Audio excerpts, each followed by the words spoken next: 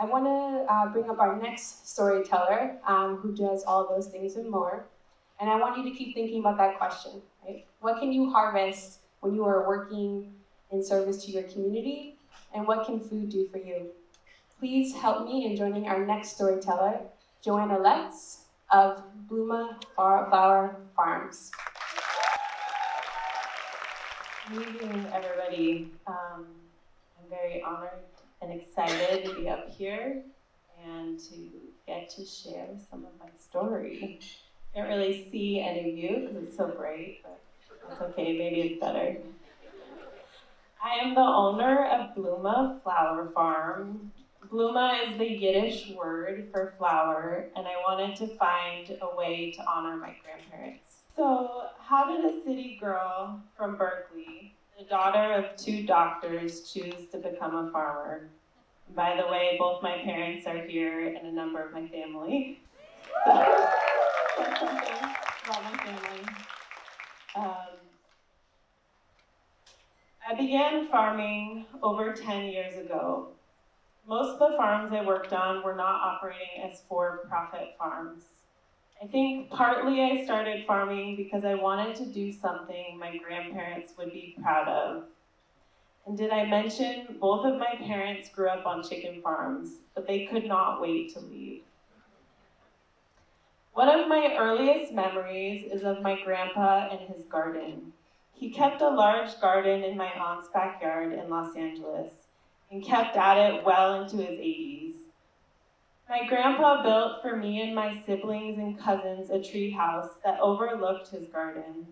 We would go and play and look down at him working.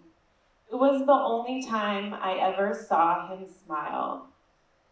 I didn't totally understand it at the time, but I could feel it, that my grandpa was a completely different person in the garden. The rest of his life, he was withdrawn and deeply depressed and riddled with survivor's guilt. I am the granddaughter of Holocaust survivors.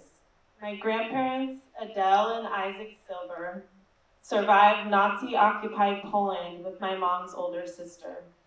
The rest of the family, siblings, parents, aunts, cousins, uncles, grandparents, were murdered by the Nazis. As you can imagine, this played an important part in my childhood.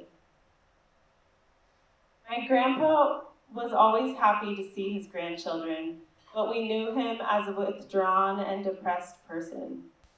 But in the garden, he was transformed. And from our perch in the treehouse, we would watch him hard at work.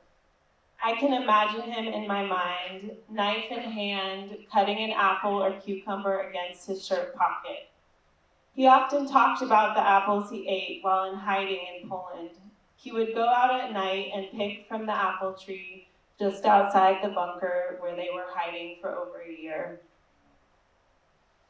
I took a long time to get to farming, but the seeds were sown early and nurtured abroad in the rich agricultural landscape in Mexico. On one such trip, I met a muralist who said something that stuck with me.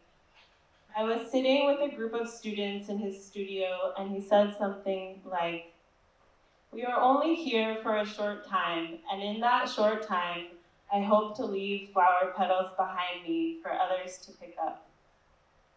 For me, this sentiment embodied what my grandparents taught me, which is to be a mensch, or a good person. I guess I took it literally, because I farm flowers. I started my farm with a certain amount of privilege and innocence about what it would take, but also a hard work ethic. And as one farmer friend put it, a high tolerance for pain. Farming is unforgiving, yet plants are resilient, and so am I. Most people have idyllic images of what a flower farm might look like, and I am passionate and care deeply about what I do, but it has not always been easy. Imagine it's the height of summer, and there's an acre before you, which is about a football field, with rows and rows of flowers to harvest. It's 9 a.m. and it's 95 degrees. We're hustling to pick flowers, a crop so fragile it wants to wilt and die just after you cut it. My friend told me a story during the height of my season one year that resonated with me. I believe it's a folktale of a king who suffocated his party guests with flowers. That's how I felt at times, especially in August.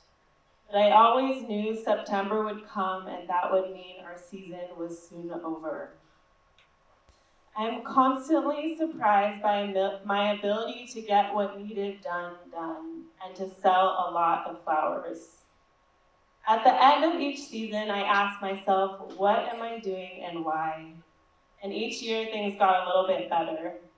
This past year was the best one yet. I had a farm manager who helped me not go insane. But I decided after having a bit of time to think more clearly to make a change and move my farm closer to home and closer to my family. And I was lucky to have the opportunity to farm a rooftop, of all places. So I'll be farming on a rooftop this season. And I'm still searching for how to have harmony in my life and in my business. And I don't quite know what will happen this season. Our society does not always value farming in the same way that my parents' professions were valued. I will never make as much money as a doctor, but I will continue for now. Being human means being in relationship with plants and flowers and each other.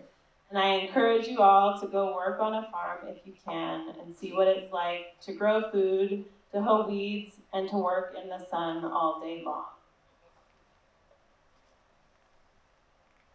Thank you.